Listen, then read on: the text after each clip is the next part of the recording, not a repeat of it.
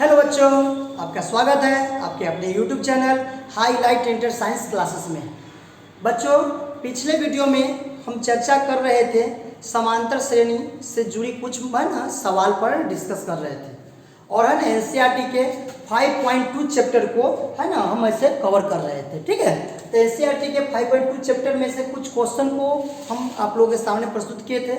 आप लोग कुछ क्वेश्चन को देखे थे इसे, जिसमें से छठा क्वेश्चन लास्ट था। आज का काम उससे आगे होगा। आज हम 7 से आगे बनाना है ना, आप लोगों को बताएंगे 7 से आगे। ठीक है, तो चलिए स्टार्ट करते हैं। 7वां क्वेश्चन है, कह रहा है उस AP का 31वां पद ज्ञात कीजिए। उस AP का 31वां पद ज्ञात कीजिए जिसका 11वां पद कितना है 38 है और 16वां पद कितना है 73 है।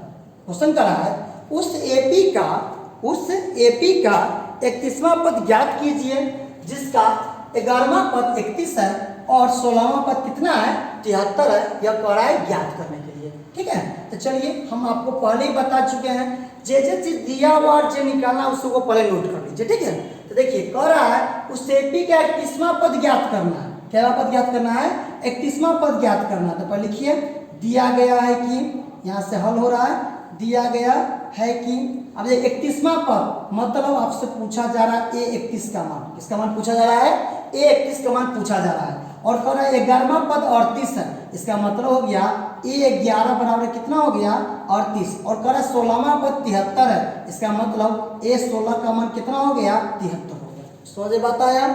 क्वेश्चन कर रहा था उस AP का 31वां पद ज्ञात कीजिए जिसका 11वां पद 38 और 16वां पद 73 है। तो पहले जो क्वेश्चन में दिया गया इसको नोट करेंगे। ठीक है, तो कह रहा है 31वां पद ज्ञात कीजिए, तो 31 का मान निकालना है प्रश्नवाचक। और 11वां पद दिया हुआ है 38, तो A11 बराबर 38, 16वां पद 73 है, तो A16 बराबर कितना हो गया 73। समझ बात है कि नहीं? चलिए, आप लोगों को हम पहले बता चुके हैं, पिछले वीडियो में बता चुके थे कि अगर जो पद कहेगा उससे पीछे वाला एक पद लेते हैं कि नहीं। तो जैसे यहाँ पर देता है ये कितना था 11, तो 11 से पीछे कितना होगा 10वां पद होगा। तो 10वां पद होगा, लेकिन संख्या आपको एक कम से लेना। क्या लेना है? संख्या। हम ये भी बात बताते हैं। तो A11 जब 38 है, इसका मतलब A प्लस क्या D बराबर है ना 38 होगा, तो A प्लस 10D बोले हैं कि नहीं? तो पहले बोले हैं कि उससे कम D होगा। उससे क्या होगा? एक कम D होगा। तो A11 है, तो A प्लस क्या D हो जाएगा 10D, क्योंकि इसका सेटिंग कीजिएगा ना। A11 का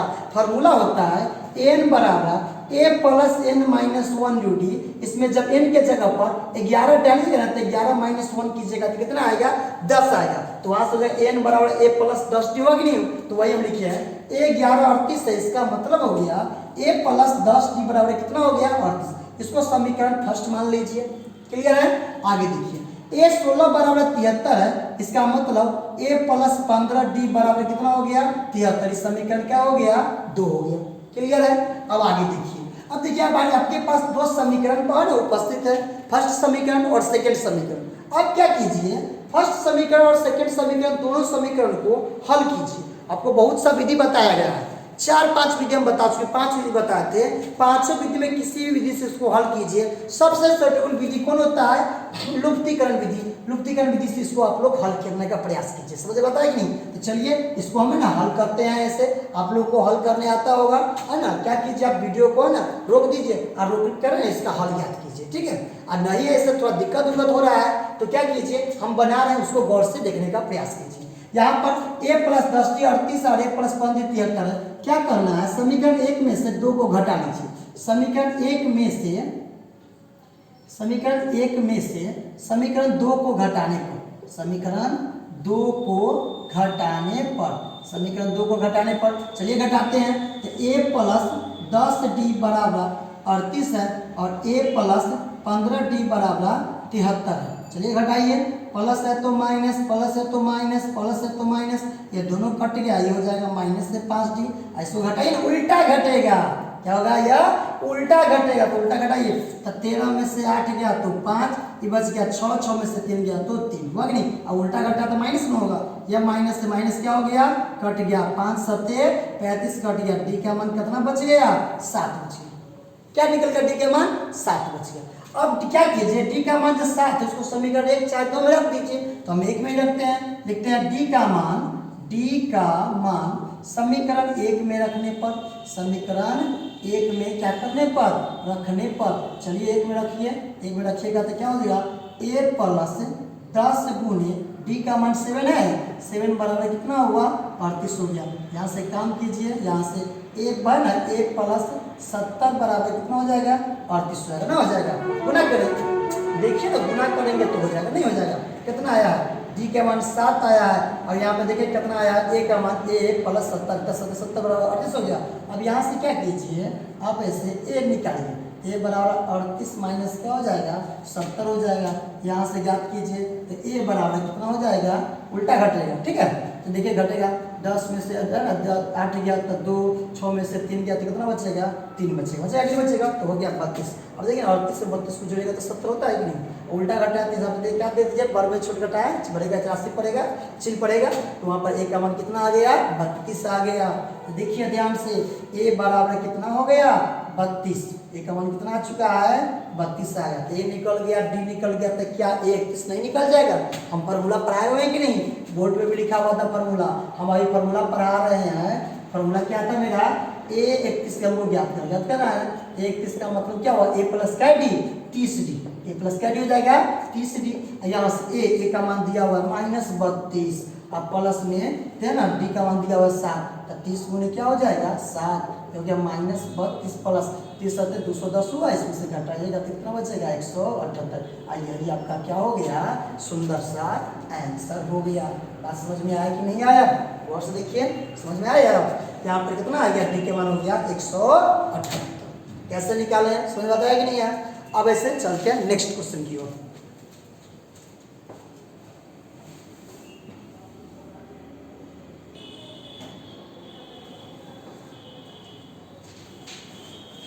नेक्स्ट क्वेश्चन है, अब 8 क्वेश्चन को देखते हैं। नेक्स्ट क्वेश्चन है, एक एपी में 50 पद है। कितना पद है, एक एपी है, उस एपी में 50 पद है, जिसका तीसरा पद 12 है। तीसरा पद कितना दिया हुआ है 12 दिया हुआ है, तीसरा पद 12 है,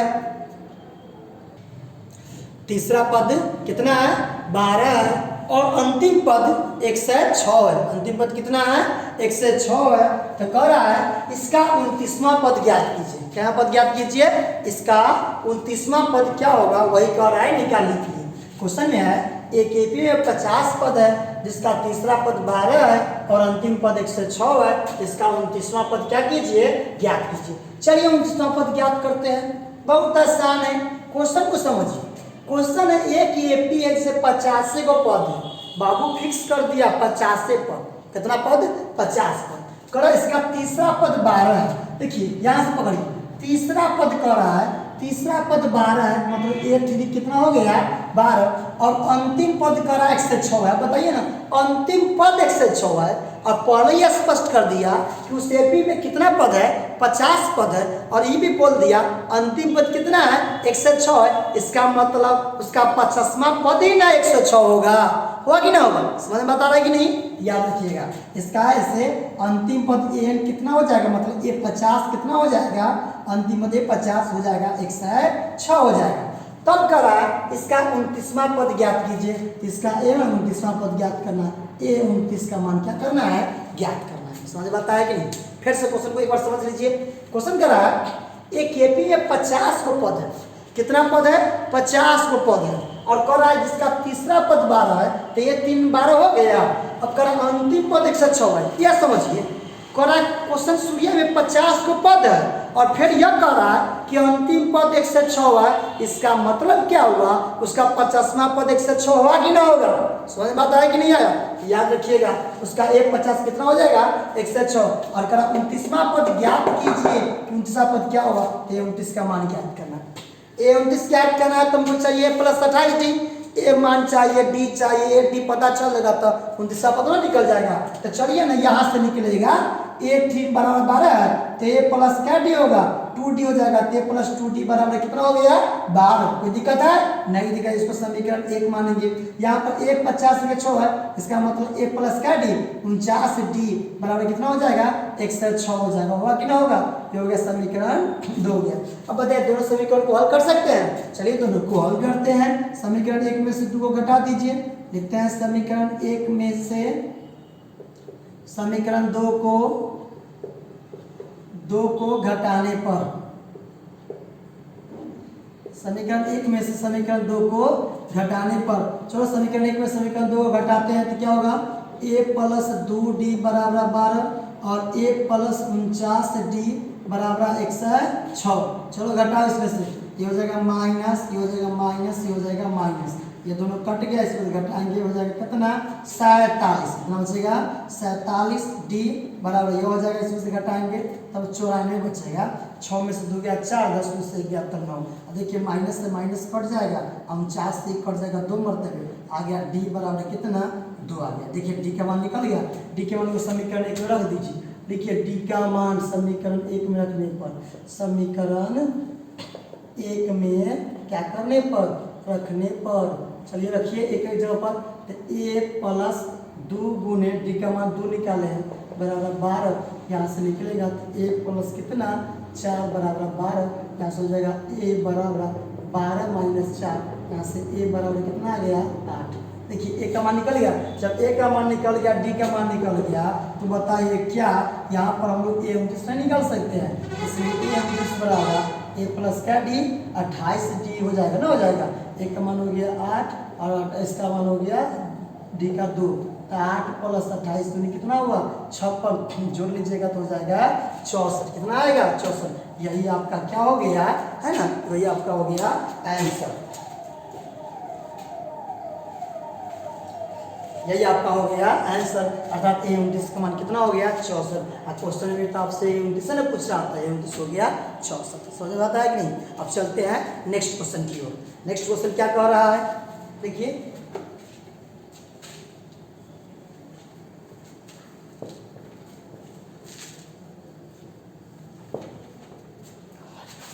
नेक्स्ट क्वेश्चन कह रहा है, 9th क्वेश्चन है, वो 8 था, 8 नंबर था वो, अब ये 9th है। कह रहा है कि यदि किसी एपी के, यदि किसी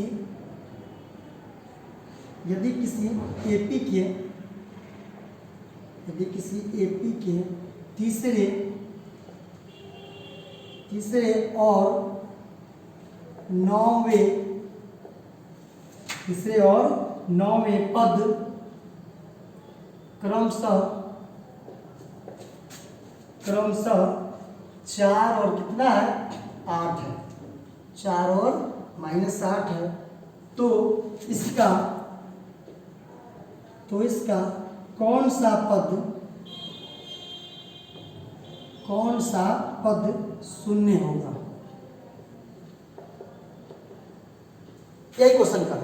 क्वेश्चन क्या है देखिए, कह रहा है यदि किसी एपी के तीसरे और 9वें पद, कह रहा है कोई एपी है उसका तीसरा और 9वां पद क्या है 4 और 8 दिया हुआ है, तो कह रहा है इसका कौन सा पद कह रहा है शून्य होगा, कौन सा पद शून्य होगा, बहुत आसान है, मतलब nवां पद शून्य होगा, n का मान निकालना है, समझ रहे, कह रहा कौन सा पद शून्य होगा, इसका मतलब कौन सा पद होगा nवां पद, nवां पद क्या होगा वही क्या करना है निकालना है। चलिए देखते हैं, कह रहा किसी एपी के तीसरे और 9वें पद 4 और 8 है, तीसरा पद दिया हुआ मतलब a3 बराबर 4 और 9वां पद दिया हुआ तो a9 बराबर -8, कह रहा है तीसरा और 9वां पद, तो तीसरा दिया हुआ है कितना है 4, तो a3 बराबर 4 और 9वां पद से -8 है तो a9 बराबर हो गया -8।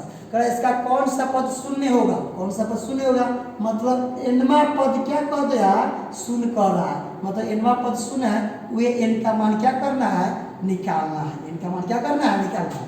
और कौन सा पद शून्य होगा, इसका मतलब n बराबर शून्य हो गया, अर्थात तुमको क्या निकालना है n का मान निकालना है, बड़ा आसान है।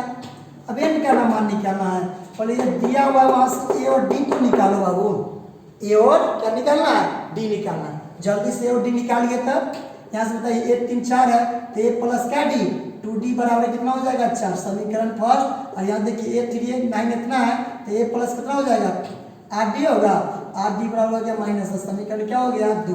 क्या दोनों समीकरण को हल कर सकते हैं, जल्दी से हल कर लीजिए, जल्दी से हल कीजिए। ठीक है, समीकरण 1 में से 2 घटाने पर समीकरण क्या हो जाएगा 1 है ना में से 2 को घटाने पर, समीकरण 2 को क्या करने पर घटाने पर, चलिए इसको घटाइए, सभी को घटाइएगा तो क्या जाएगा a प्लस 2d बराबर 4 और a प्लस 8d बराबर कितना -8। चलिए दोनों को घटाइए, माइनस ये प्लस, ये दोनों कट जाएगा, ये हो जाएगा माइनस में कितना, तो उल्टा घटेगा, 8 में से 2 जाएगा तो 6d, ये 8 4 12, काट लिया इसको, 6 दूना 12, इसलिए डी का मान कितना आ गया, माइनस में 2 आया। डी का मान कितना आ गया, माइनस में 2 आया।